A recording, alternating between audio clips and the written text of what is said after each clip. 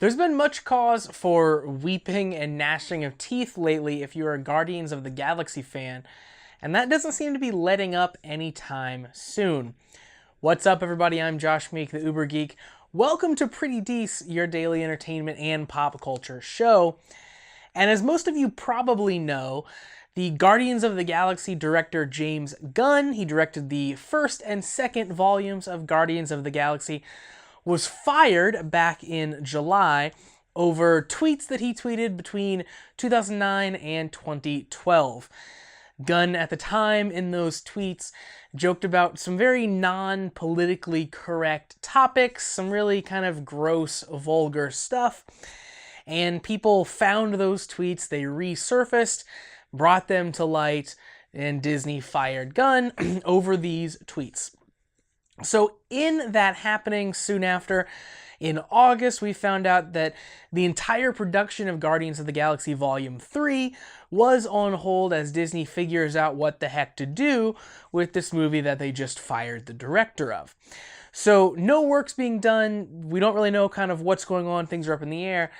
And at the same time, there's been, of course, a lot of debate over whether Gunn should have been fired or not. And some of that debate has even come from the cast of the film, the actual actors portraying the Guardians themselves, and kind of none more so than Dave Bautista. So Dave Bautista has talked about before, in the wake of James Gunn firing, how much he didn't agree with that. He said before that he was kind of disgusted with Disney. He said, quote, he was pretty nauseated by Disney after firing James Gunn. And, of course, Bautista plays the, big green Drax the Destroyer, and he's one of the best characters in the film. He's a former wrestler turned awesome actor, and Drax really steals the show in the film. So, you really want Bautista to be happy about being in this movie, and he's kind of said some things along the way to indicate that he maybe isn't gonna want to continue with the movie if James Gunn is not involved, and he doubled down on that recently in an interview where he said that he doesn't know if he wants to work for Disney anymore. Straight up, doesn't know if he wants to work for Disney any longer. He went on to say that he's, of course, not happy with what they've done with James Gunn. And he goes on further to say after that the film is on hold, a permanent hold as of right now. No indication of when it'll resume. And it might affect what goes on in Avengers 4 and what happens with the Guardians of the Galaxy characters in Avengers 4. He did say that he'd filmed most of his scenes for Avengers 4. There was some cool stuff that he hopes you get to see for that film. But because the plans might get shifted around with Guardians of the Galaxy Volume 3 being on hold, they might change up what happens with the characters in Avengers 4. Now, Marvel really hasn't ever done much recasting in terms of characters. They've done it a little tiny bit. Obviously, the big example is that we've seen a rebooted Incredible Hulk a couple times over with several different actors. And of course, James Rhodes was recast between Iron Man 1 and Iron Man 2. But other than that, we really haven't seen a ton of mixing up of actors. Typically, people have kind of stuck around. So losing someone, especially someone like Dave Bautista, I don't know that you could really continue with Drax. I think that Bautista is so linked to Drax as a character. Trying to find someone to kind of to recast and fill that Drax role, find someone who can hit that same humorous tone that Bautista does so effortlessly, I don't think it'll be necessarily an easy task. So having Bautista out here talking about, maybe I don't want to work for Disney anymore, maybe this isn't something I want to continue, it's definitely something to worry about. It definitely might throw a massive Drax-sized wrench into the plans of Guardians of the Galaxy Volume 3. We'll certainly see what happens.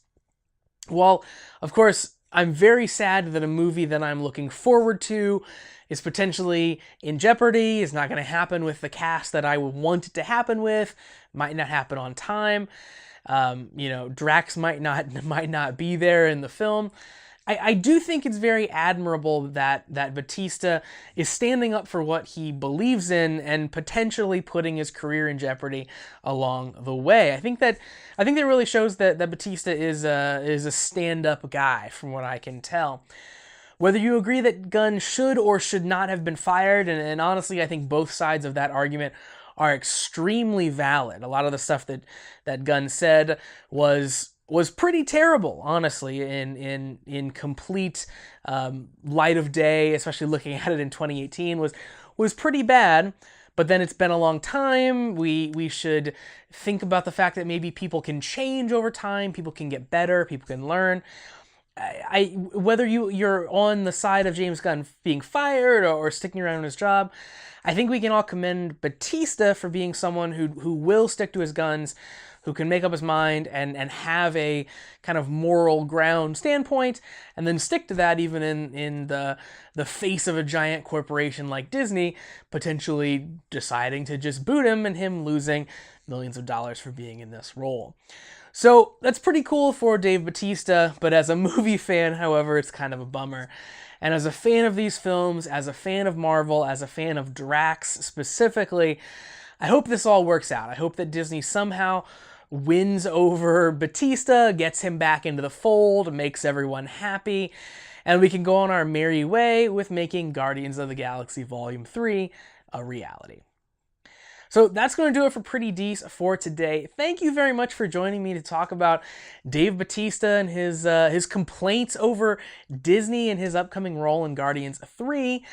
If you would like to help support this show, keep it airing, help offset some of the costs that it takes to produce this show, you can now do so. Visit prettydeceshow.com/listener support to find out all the details and all the stuff that you get if you do support the show. Or head on over to anchor.fm/prettydece to sign straight up. You can, of course, listen to this show in podcast form. Just search for it in your favorite podcast delivery platform, including iTunes and Google Play and Spotify, all over the place. And you can watch this show in video form. You might be doing that right now by visiting prettydeceshow.com/video or by searching for Pretty Dece on YouTube, and you'll find the channel there. Finally, you can hit me up on social media. I love talking to you guys, so please send me a message, shoot me a tweet, shoot me an IM, shoot me a DM, whatever the kids are calling it these days. Find me on Facebook, Instagram, and Twitter at Pretty Dece Show.